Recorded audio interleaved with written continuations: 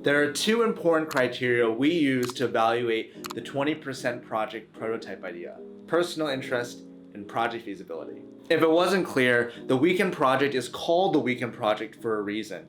It was designed to be executed in a weekend. Seems simple, but you'd be surprised at how many students try to do some major community shaping project only to burn out halfway through. Don't go crazy. Be realistic. Be feasible.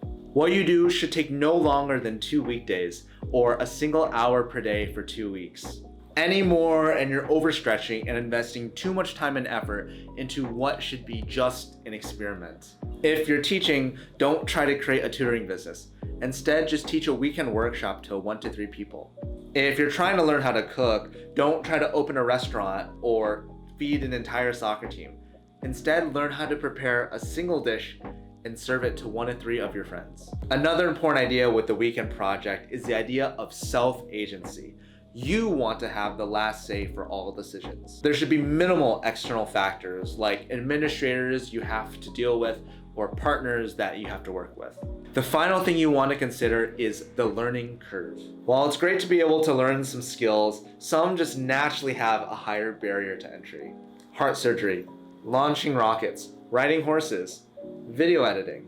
If you have the resources to jump into these, of course I'll encourage you to jump in. Oftentimes this can be a competitive advantage since other kids might not have access to horses or know that much about launching model rockets. But try to stay away from behemoths like launching YouTube channels or creating apps to start. Tech products and content creation are insanely hard.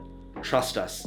We've been there. There are, however, some exceptions. If you made it more art-based and created a funny animation or a GIF each week and sold it to a friend, or created a weekly comic strip about some academic interest like a biotune, those could work. Speaking of interest, for the 10th time, you should view I as the heart around which your project is built. If your interest dies out, so does your project. So be extra careful about picking projects. Make sure you are legitimately interested in it. I'm going to stress that again. Do not pick a project simply because you think it'll look good on your college app or resume. One of the biggest pit traps I almost fell into while doing this project and applying to Yale was doing something that seemed cool on paper, but I actually had no interest in reality of building a robot. I was a prospective CS major. I had never done something like this before. I needed more CS experience in my resume. Seemed perfect, right? If I had gone forward with that project, it would have fizzled out.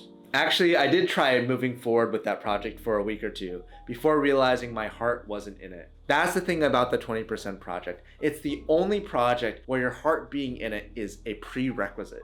Don't worry about the 20% project looking good on a resume. That's the 20% project's job.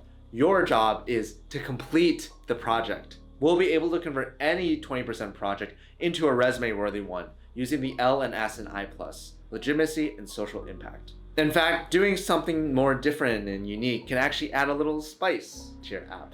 As of now, you guys should already have 2 to 3 project ideas that you are genuinely excited about. Very soon, we'll be narrowing that list down to just one idea and getting started with actual execution. So get ready and get excited.